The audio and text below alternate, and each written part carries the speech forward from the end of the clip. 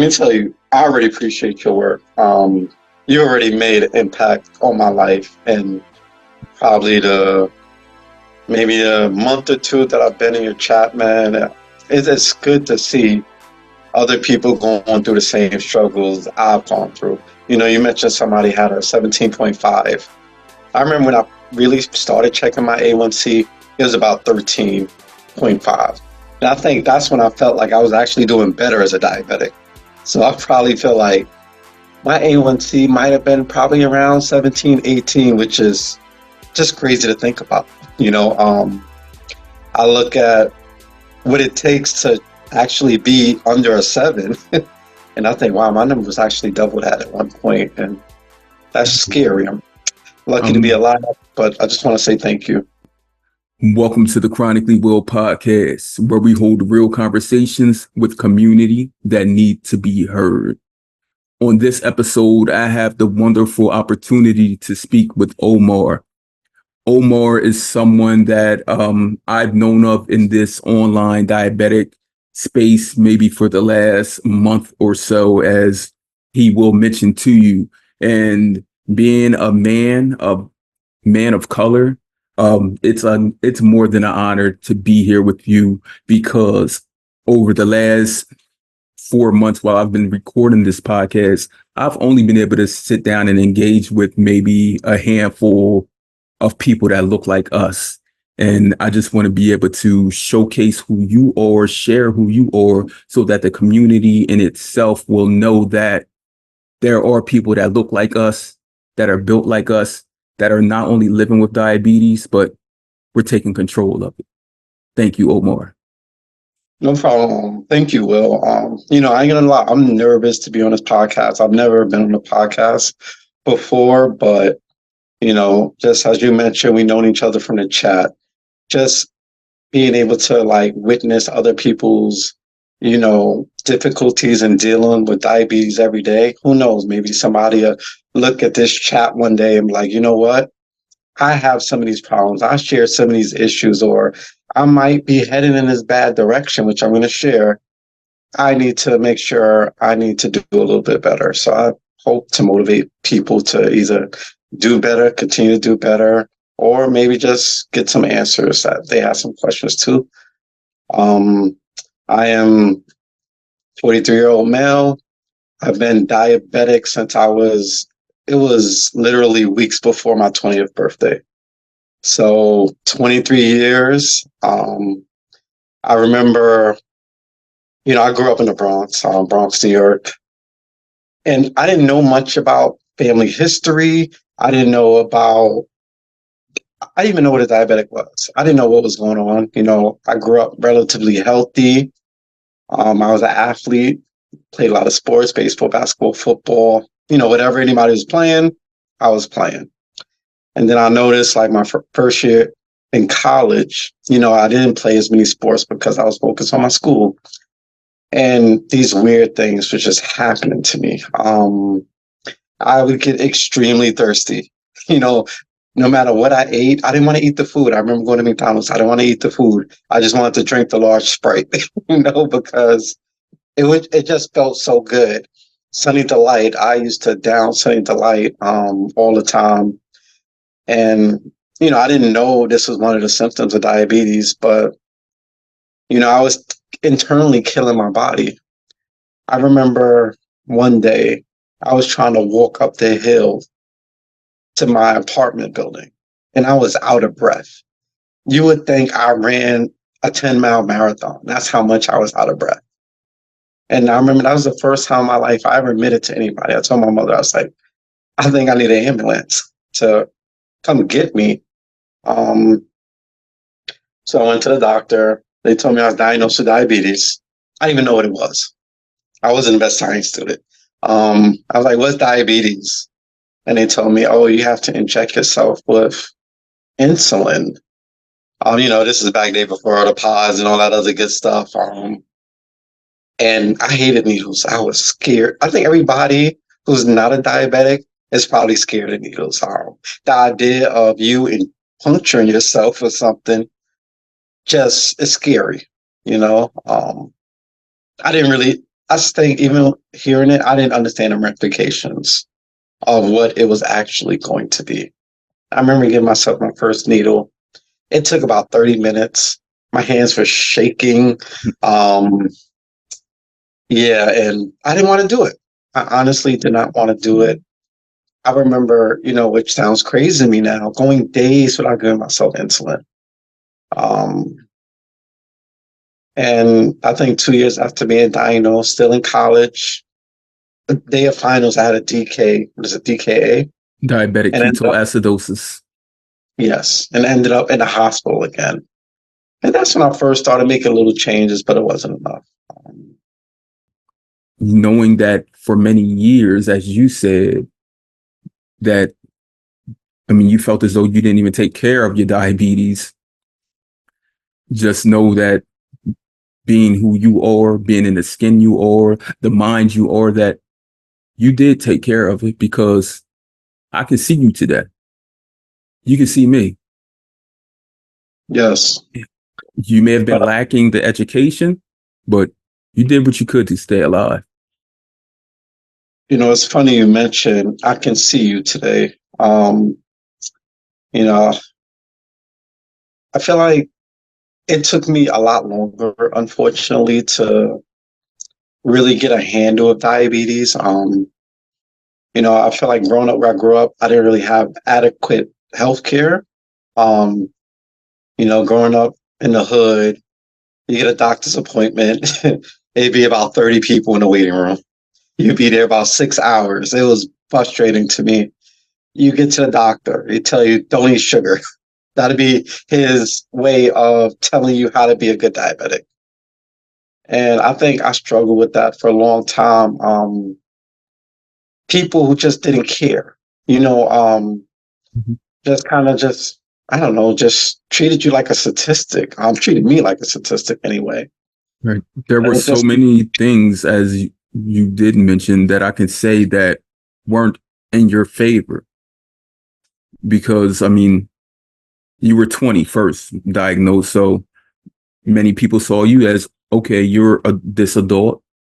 All I got to do is tell him the basics and he should be able to run with it, instead of actual education and enlightening you on how you can be your best. Like you said, you from the hood.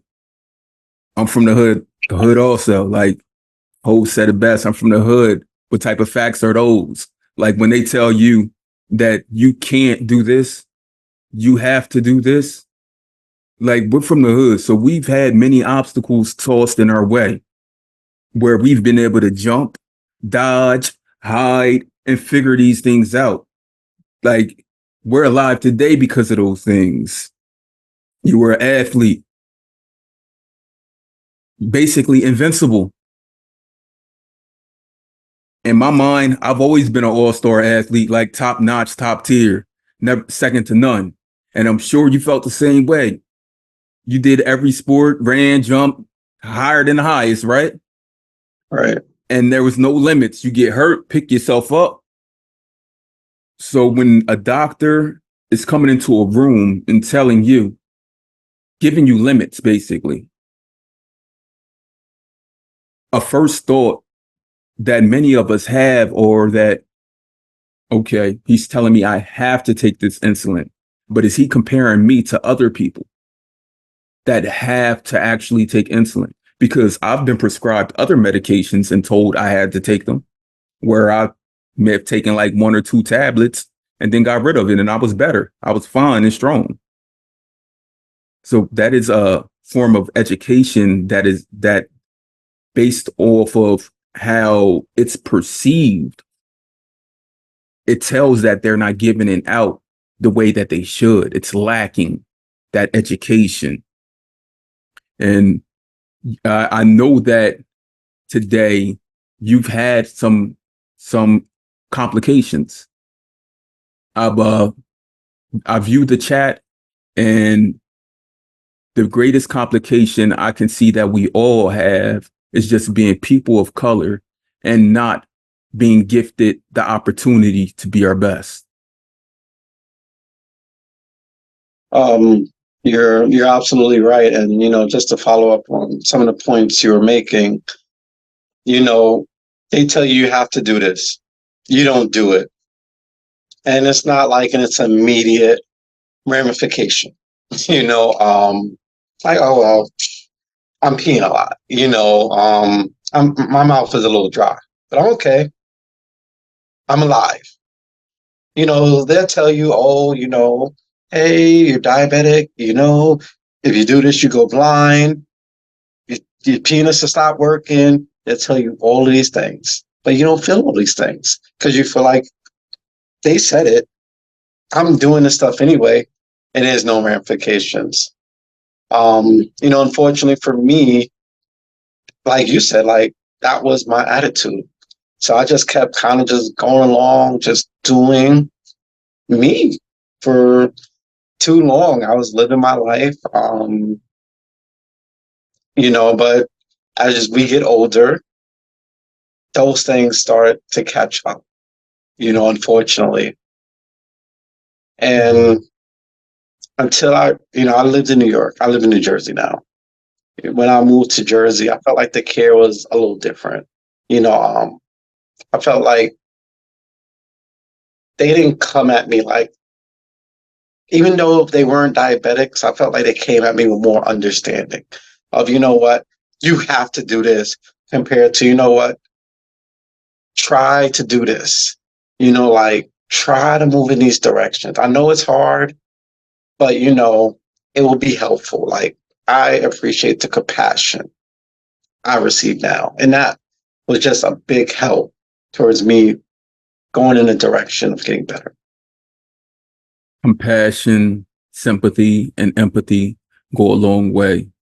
And us being people of color in general, like we're empathetic to our souls. Like we have to be, because our people have been faced with so many different things that we've had to actually push forward. As they say, put on your big boy pants, keep one foot in front of the other. We've had to do that. Not knowing that with diabetes, it was something different. So many minor things over the years. When you reflect and you think back about it, like, oh, that's because of diabetes. Like if you woke up one day and like your vision was a little off and blurry and you're steady trying to clear it out and nothing is clearing it out, but then all of a sudden you may see a floater and you're like, what's that? Because they don't actually give you the information on what it truly is. Yeah. When they tell you you can have diabetic retinopathy, they don't tell you that's what leads up to it.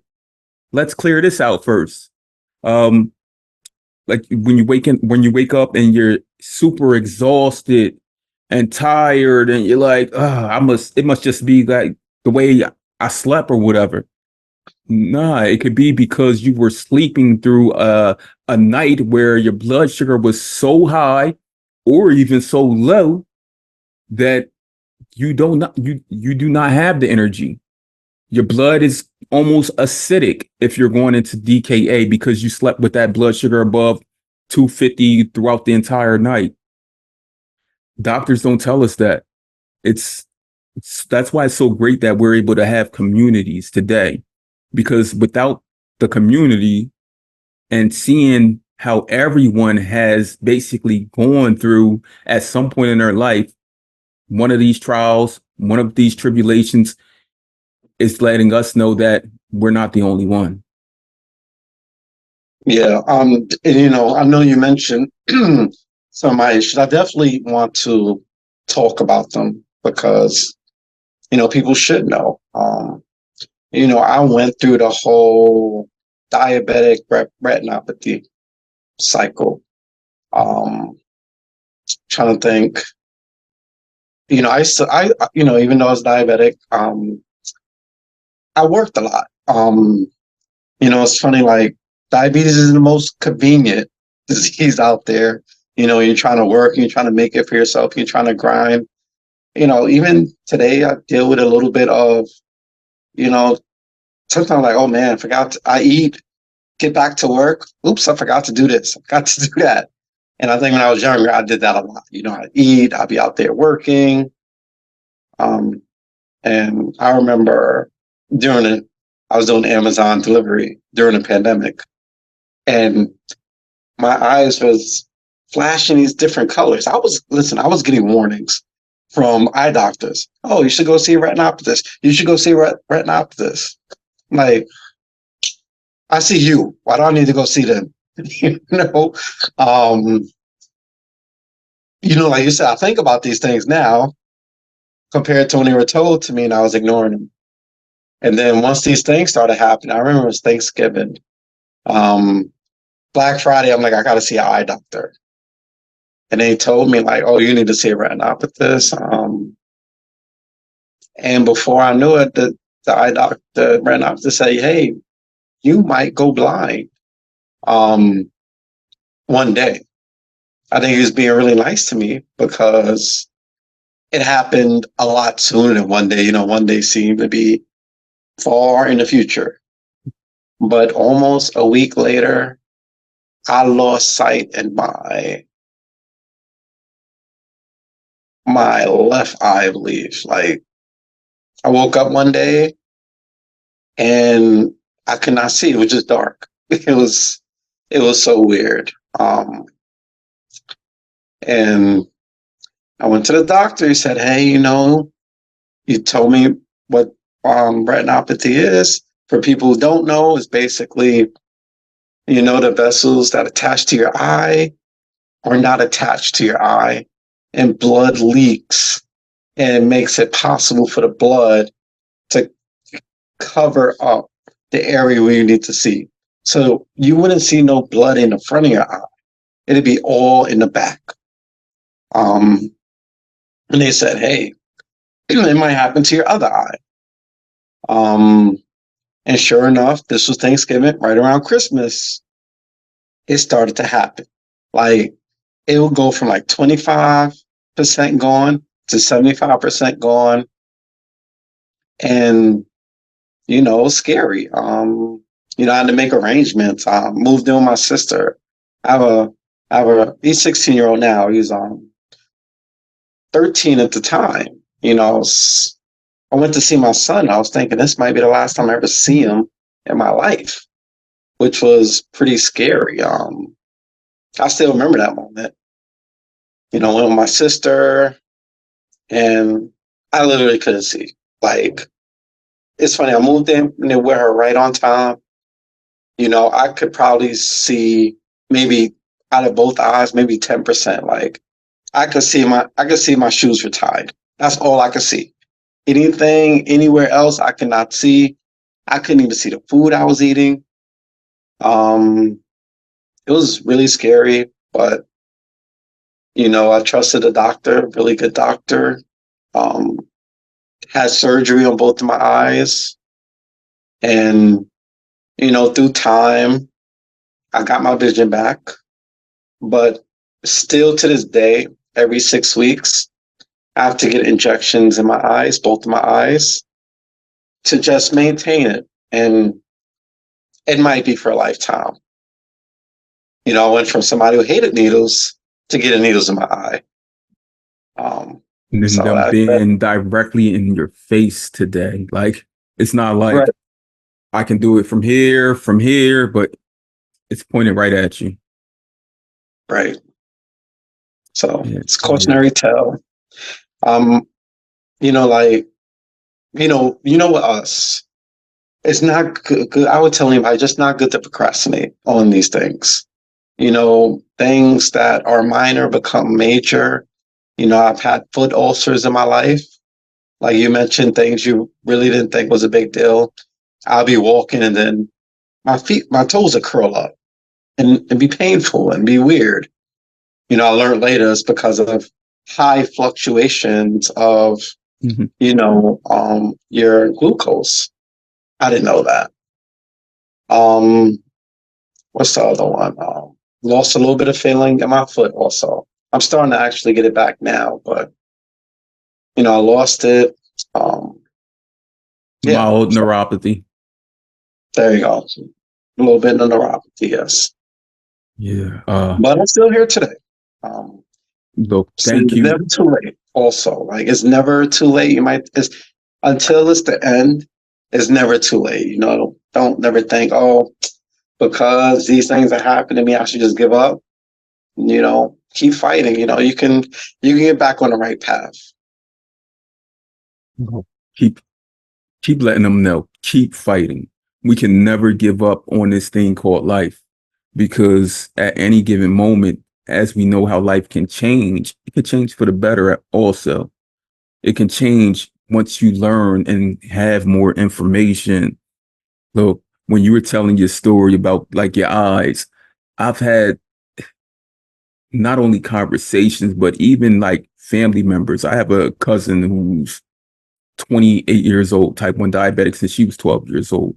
Maybe 3 years ago, because I help her like with all her medical things, like speaking to her doctors and explaining to them things that she's going through and getting them to break down the things that she's going through so that they won't be talking to her as though she's also a clinician, because that's how they talk to people. And she told me that they told her that she was blind in her left and right eye, just like yourself. Did they send you to see her?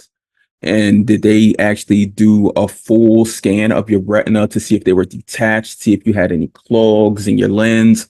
And she was like, no. So I called and requested for her to get those scans the next day. She had 20/20 vision. She was blind for about 2.5 weeks,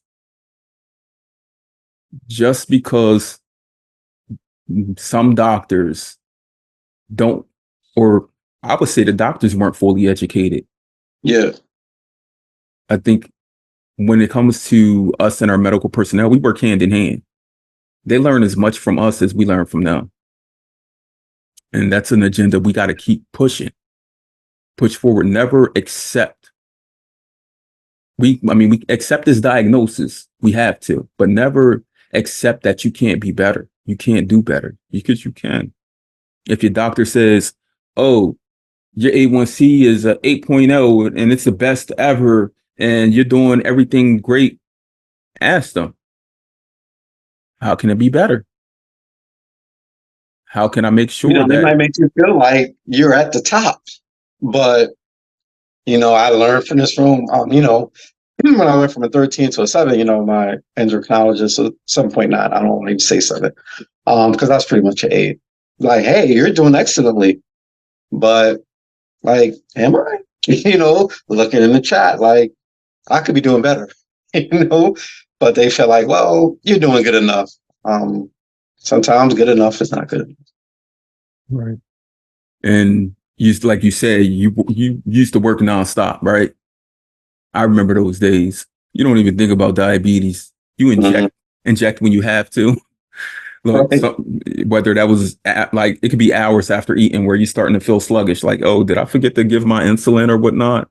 Right. And many people don't go through that. They don't understand that, especially, let's say you're in a role as a lead or manager. It's almost near impossible unless you know from day one, like, this is exactly what I must do. Because after you've been able to live all of these years basically carefree, this isn't going to hurt or harm you. Diabetes can't hurt and harm you because, like I said, life hasn't hurt or harmed you. Do you have any family history of type 1 diabetes or any other autoimmune conditions? Um, Not that I know of. I know my uncle is a type 1 diabetic. My mother's all over the place. It's hard to tell whether she was or wasn't. I didn't really get to have those conversations with her. She passed away. When No problem. Like when I started to really get into my diabetes education, my aunt was definitely a type 2, so it's definitely something I run to my family. My son currently isn't a diabetic. But we know as we didn't wasn't diagnosed until we was 20. So, I'm always worried about that or any other future children I hope to have. It almost makes me not want to have another child, because it worries me. I'm unadopted. I love children, but, from my hereditary genes, I kind of worry about that. But I don't have anything else. I'm trying to think. I feel like sometimes I flirt with high blood pressure. There's a time I just kept eating meat. Meat sometimes is kind of a slide food where it's not going to be high in carb content. So I feel like I could eat it and be safe, but I think I was just eating too much of it. So I tried to cut down on that because sometimes going away from one problem could lead you into another, like an injured player, with an injured hamstring, try to avoid it and gets injured somewhere else. Right. I think So I am going to let you know that you can, for yourself, for your son, go through trialnet.org. So TrialNet, since he has a direct relation to someone who has diabetes, meaning his father, trialnet.org is a free program where they will test you for all of the autoantibodies that lead to a type 1 diabetes diagnosis. And I mean, many people, I see this from parents who have like young people, young kids. They're like, oh, I don't want to do that. I don't want to fear my child getting diabetes. But it's best, if you ask me, to know and to prepare for that, because you don't want your child to go in DKA. Yeah. You don't want your child to be 20 years old saying like, oh, this can't happen to me. I'm invincible.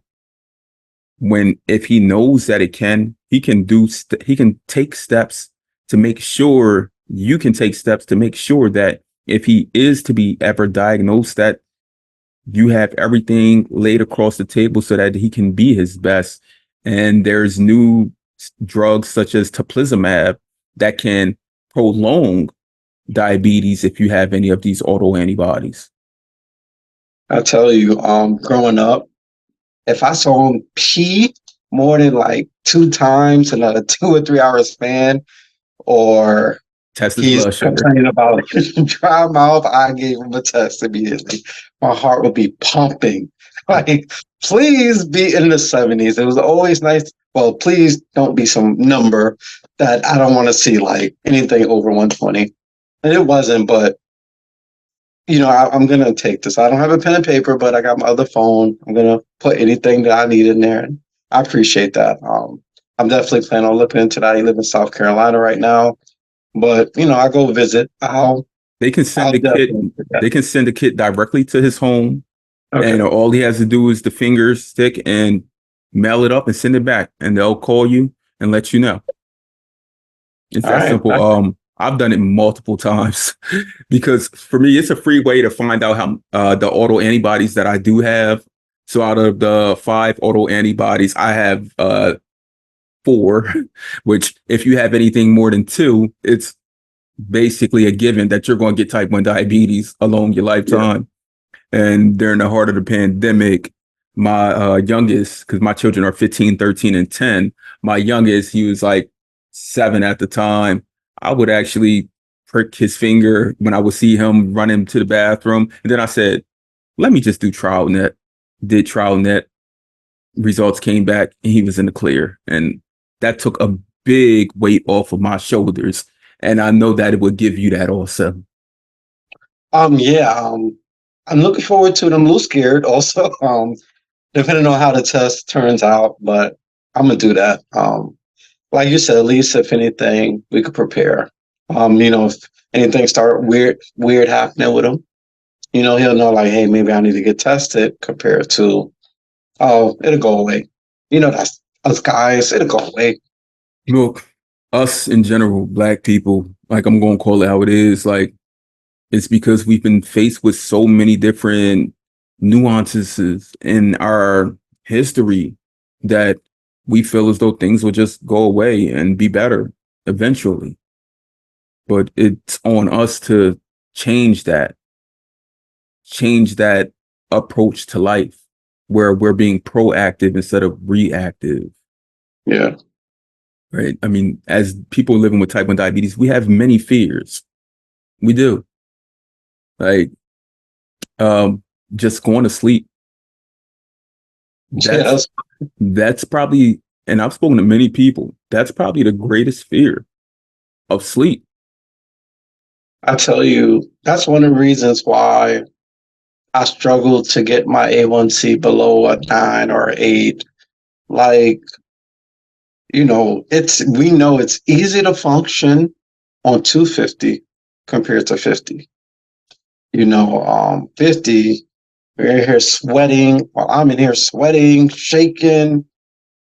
It's no fun. I just want to get some sleep sometimes. I don't want to wake up in a sweat because my sugar's too low. I think one of the changes I had to make was just trust, and just trust that it won't go lower, and just try to do some things as far as how I eat before I go to bed, um, just to try to make sure it's maintained. But that was like one of my biggest fears, just waking up or not waking up, because we get on the next time we get one of them double arrows down at 50, and I don't wake up from it. Mhm. Are you on the Omnipod 5?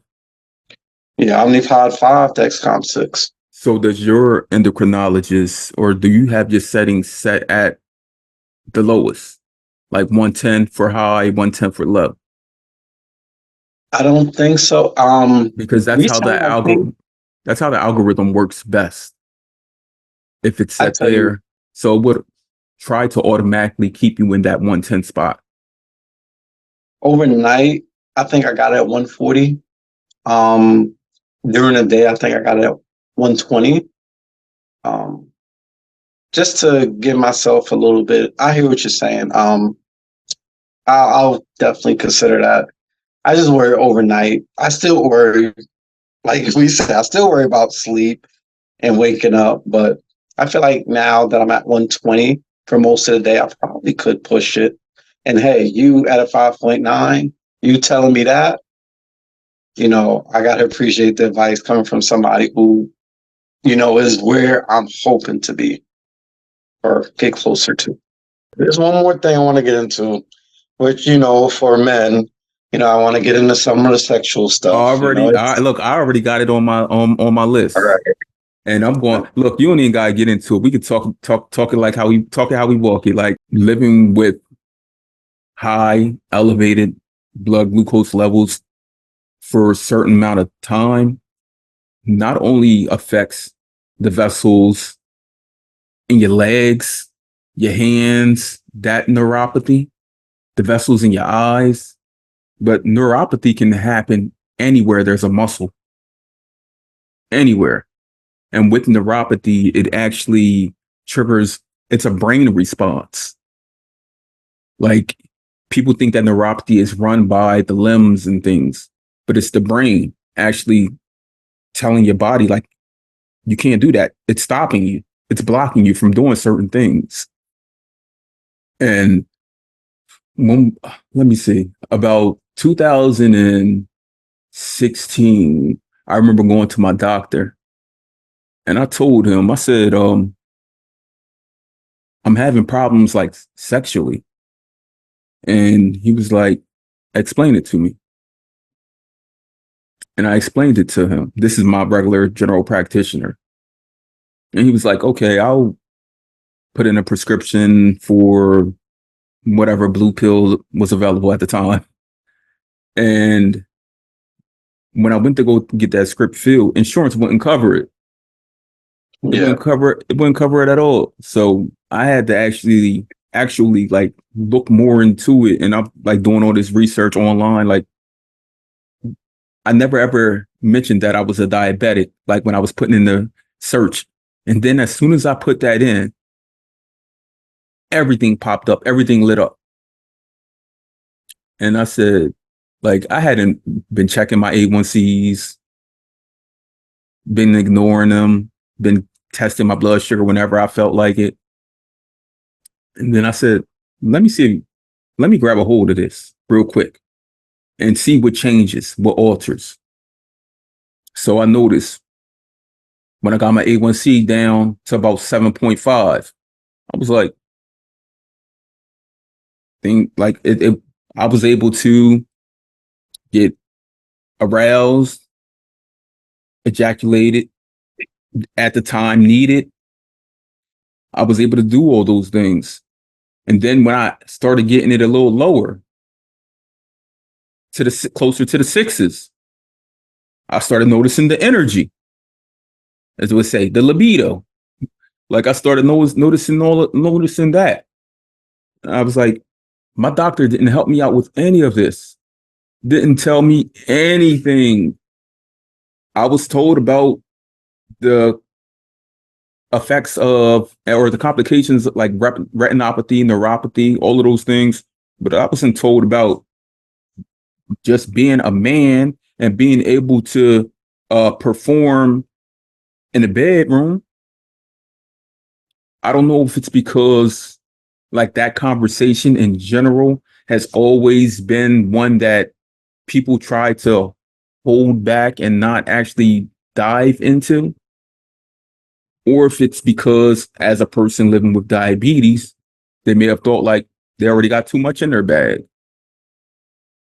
But we know today it's better to have the information, to know, because from day one, if that's something that's on that list, Omar, at 20 years old, young college student like myself, if that's on the list, that's going to jump in front of everything else.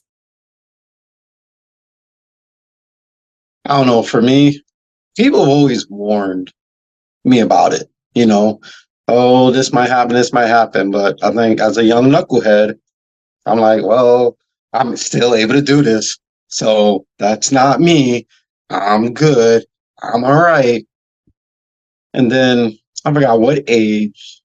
Definitely younger than other people, maybe in my like lower 30s.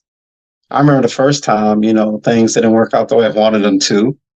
I'm like, oh, it happens, right? Sometimes. And then started happening more frequently. Like, it'd be like hit or miss. Sometimes it'd be good. Sometimes I won't be so good. And I'm just like, what the F? Like you said, go to urologist. Oh, here's this, here's this. You take it, and believe me, I didn't have insurance either. I was paying $40 a pill. But to us men, it's fucking important. It's everything. To any woman, no matter how much money you have, no matter what job you have, no matter how nice you are to them, if you ain't satisfied them in bed, it's not gonna work. They're either gonna talk down to you. No respect from them. They want to be satisfied. I understand. They're gonna cheat on you or they're gonna dump you. It's gonna be one of those things. Like that's the one thing you can't overcome. So $40 a pill, I did it. That was working, but then it didn't work as good, you know, and that sucked. I had to go to urologists and figure out other ways to try to get some of this stuff done. And I remember I talked to one person, he really explained to me what was going on. Like it's like imagine, you got all this blood and the sugar going down there, like those vessels aren't meant for, it's meant for clean blood. It's not meant for blood with high levels of sugar in it. So, you're not going to be able to hold any erections and be able to do the things you want to do. I ain't gonna lie, like part of motivating to always get lower is because I needed to fix that. The other stuff I could live with a little bit more, but that's the one thing that, I didn't want to live with.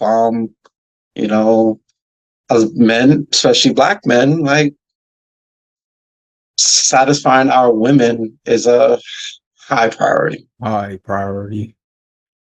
Oh, I had just jotted down a note asking, this was even before this, how do you stay motivated? But before I get into that, I did want to add in a tidbit to what you just said about getting low. Over the years, I had noticed that when I was going low, I could perform more and longer. And I don't know why, like it wasn't something that I was putting together with like my blood sugar and being like closer to 70, 80, being able to perform for like really realistically, like hours. When they say the typical encounter is less than 10 minutes, I remember being able to like hours when my blood sugar was low. And then when it was high, couldn't do anything. Like I was just there. Yeah, I used to attribute it to like maybe I ate too much food, which is Same. somewhat related, but I was just thinking of there's different reasons why, besides probably the most obvious reason. Right. And But one of my close friends, he's passed a couple years ago, named Alex. He used to call it, I'm about to mute this out. He used to call it hoagie. He'd be like, when you can't perform and you've been eating a lot, that's called hoagie. Like, I just felt like I had hoagie for a while. all right, I used to like, you know what? I'm gonna have sex tonight. I'm gonna eat some salmon and some vegetables. I'm gonna stay away from the steak. I'm gonna go with this compared to that. So yeah, definitely Like understand that. they said the women love pineapples and grapefruit. Mhm. Yeah, and Yeah. another reason for pineapples that pop in my head. Look, right. So Um, after everything you've been through, how do you stay motivated? That's where I was getting into. How do you stay motivated today? I'll say the number one thing is my son and any other future children. Like, I feel like I have to be around for them. Some days I just don't feel like doing it. Like, I think, what would happen if I pass away today? Like, where's my son gonna be? Like, I don't think he's ready for life. I mean, I don't know if anybody's ready without life, without their parents. But he's really young, and I don't want to do that to him. Even more than myself, I don't want to do that to him. So that's probably my biggest motivation, to be honest. Right. It's showing that you are a father, like literally not someone who just has a child, who just takes care of a child. Like you're a true father, meaning you parent, no matter at what age your child reaches, you still want them to be at their best. You still want to protect them, still want to guide them, still want to support them. And the best way you can do that is being here in the physical. Right. Thank you. I appreciate that. Yeah. Look, us black men are the greatest fathers.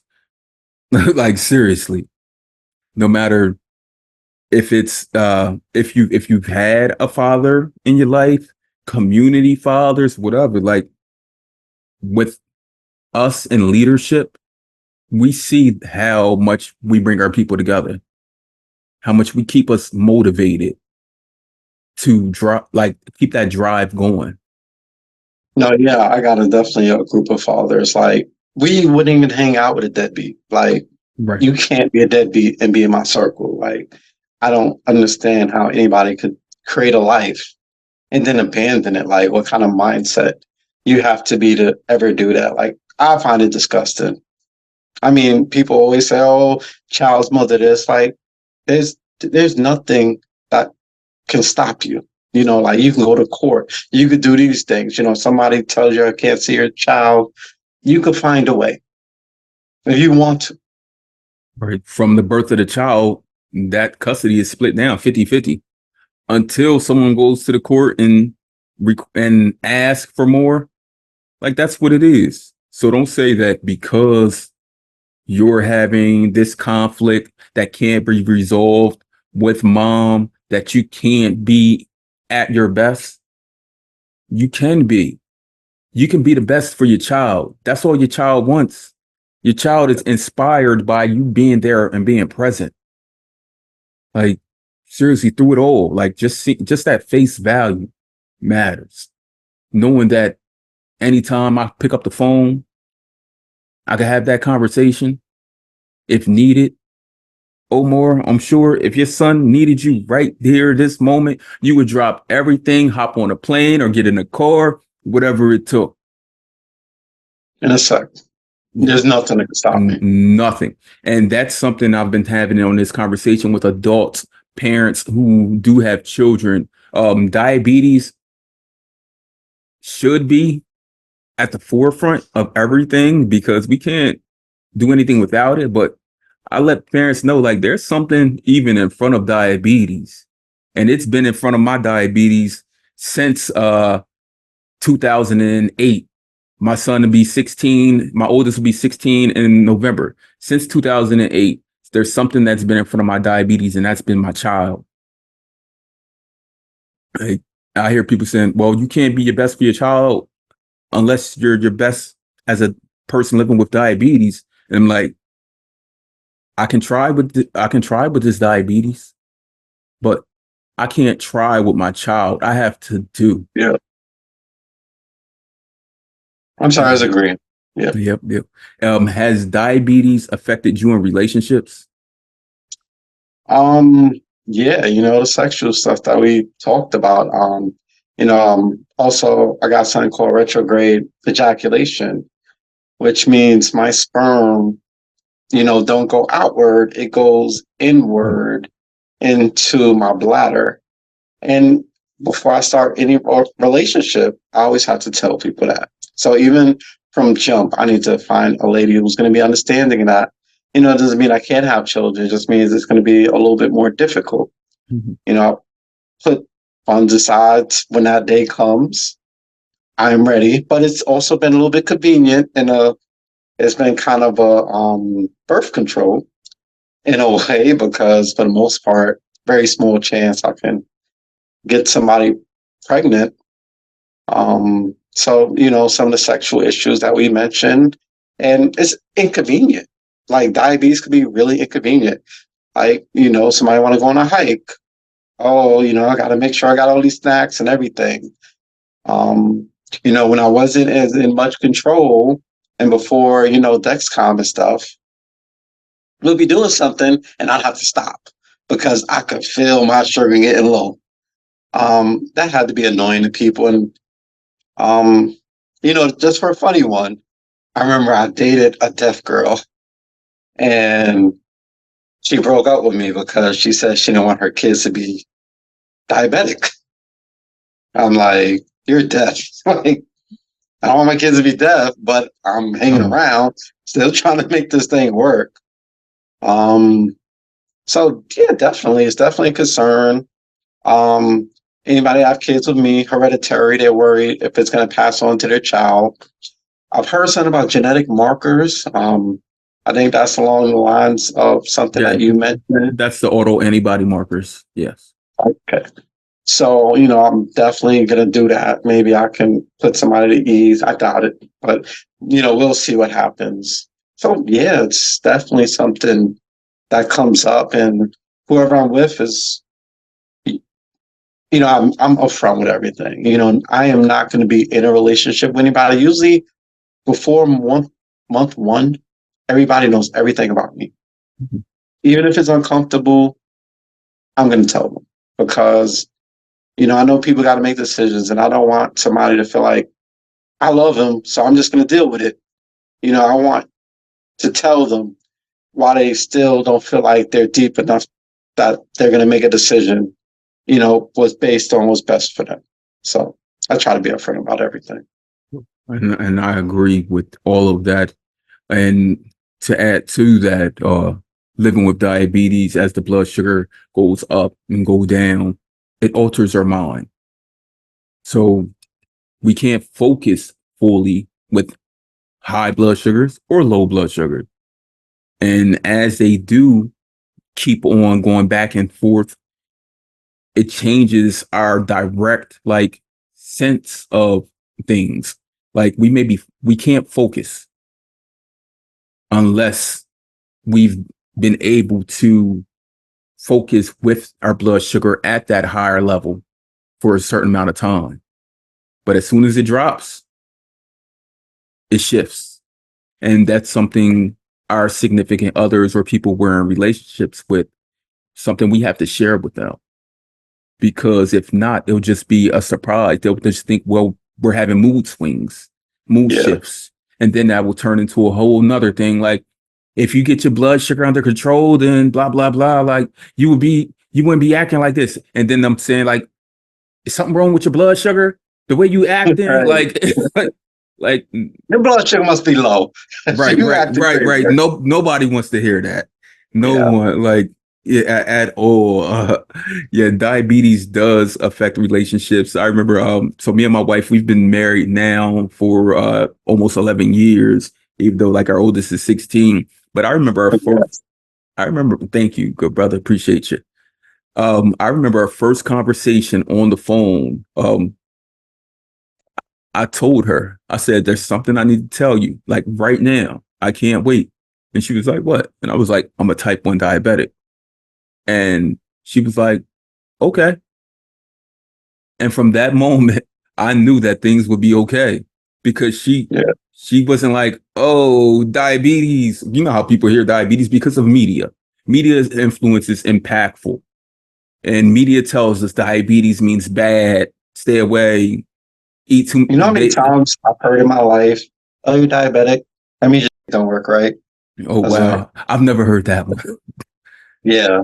I guess it's a new age. Like, bro, like, never mind. Mhm. Go about your business. Right. Because you already put me like one foot under. Like, just go Hmm. back to business.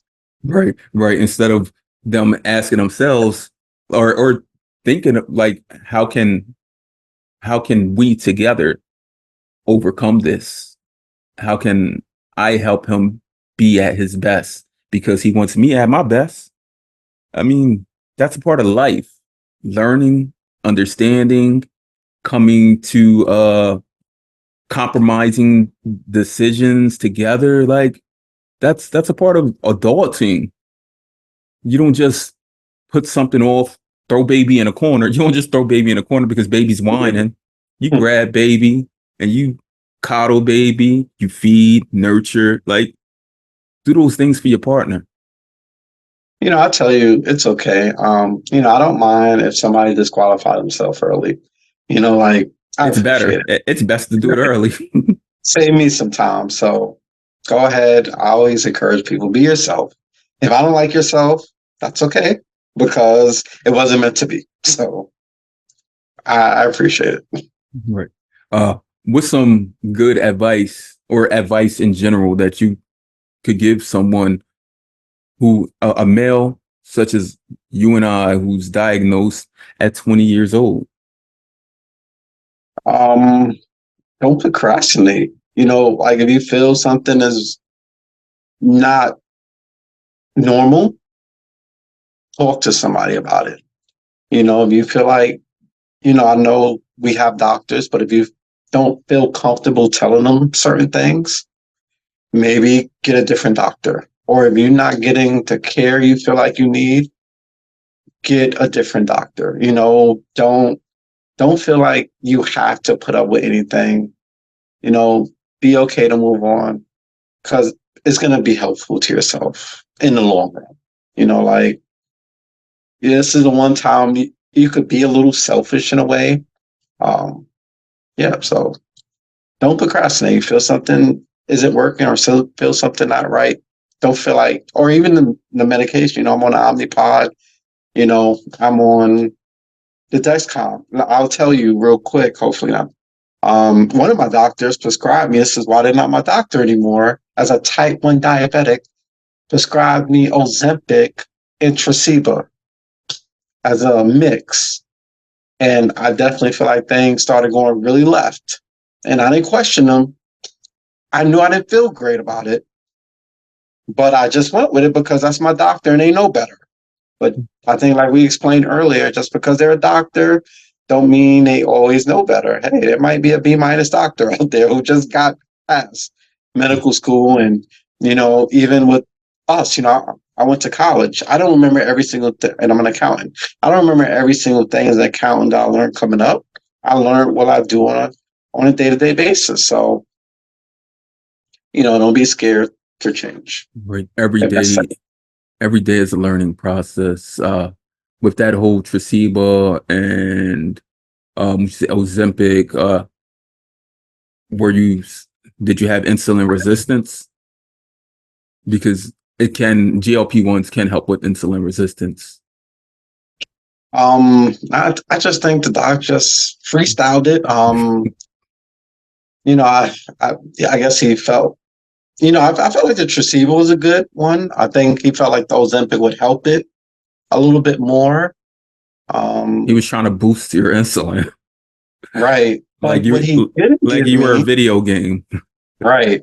But what he didn't give me was the fast acting insulin. So I just had Tracebo and Ozempic, and I'm sure it was a roller coaster at times. He was treating you like you were a type 2 diabetic. Right. He gave you that And basal because he knew that your fasting blood glucose levels were too high, and then he gave you the Ozempic, thinking that that will help reduce your insulin needs. right. And Just until I went to an endocrinologist, he actually recommended, I will give him credit for that. He recommended an excellent endocrinologist who I love. And, she's been, just a captain of my turnaround. It just helped me a lot. And I get all my medication from her now and not the doctor. has diabetes in general, how has the community both helped you living with diabetes, and also has the community outside of diabetes, have you seen or had stigmas placed upon you? I mean, outside I can't blame them because there was a time I was ignorant to diabetes, and a lot of people outside are. I always have to explain the difference between type 1 and type 2. I don't know how many times in my life I had a dollar for every time somebody said, "Oh, you're diabetic, here's some orange juice." That shouldn't be too bad. My mind like, "Are you trying to kill me?" But they don't know any better. Um, they think orange is healthy, fruit healthy, but there's sugar content and that stuff. Or, oh, hey, I got an uncle's a diabetic, he got his leg cut off. Or they can't see, or stuff like that.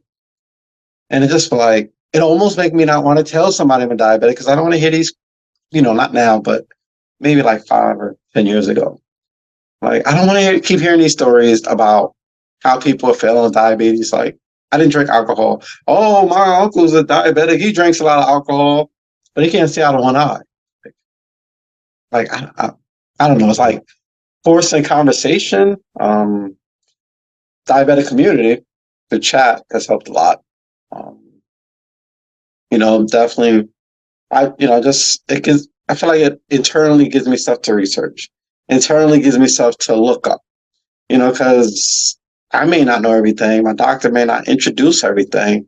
But, seeing people taking tandems or taking other different combinations to treat their diabetic needs has been helpful. And, listening to their struggles, similar to struggles I've experienced, and, just having somebody just discuss, struggles at dinner. Um, like, what the hell should I eat tonight? The minute of my blood sugar, you go there and it's all fried foods. Like, you know what I'm gonna do tonight, man. That high fat protein later on tonight is going to cause a rise. Things Right. that you don't know.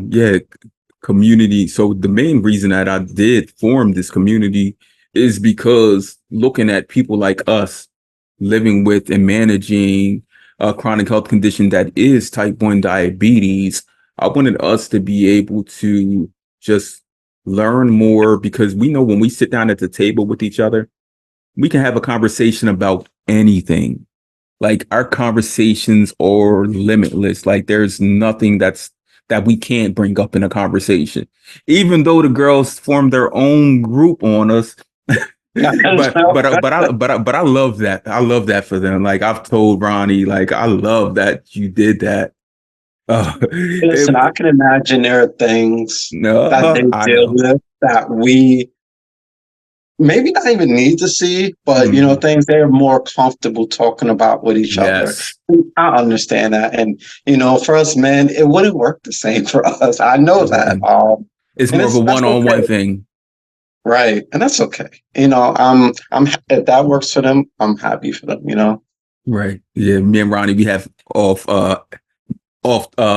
chat conversations about that all the time, and like I love it for them. Like seriously, like there's nothing greater than the black woman on earth. Like period. Nothing at For real. all. Nothing at all. I am 100% marrying a black woman. I don't care. I will not be, defective from that. So just have to find her. She'll find you. There you go. Yep. And she'll make sure you got your orange juice. Only my sugar, look, bro, babe. look, Only look, my look, sugar. look. So as we do wrap up, I must I'm going to leave you with this same the same suggestion or conversation that I have at all of these recordings is I ask people this. You've been living with type 1 diabetes for this is your Jordan year, 23? Yeah, yeah. Jordan year, 23, living with type 1 diabetes. We remember our lives before.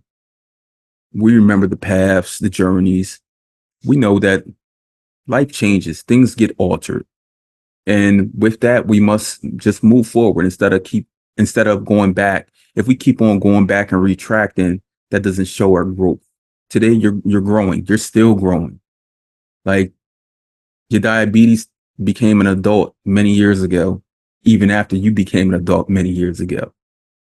So today I ask if there was a 100% cure. No, not if.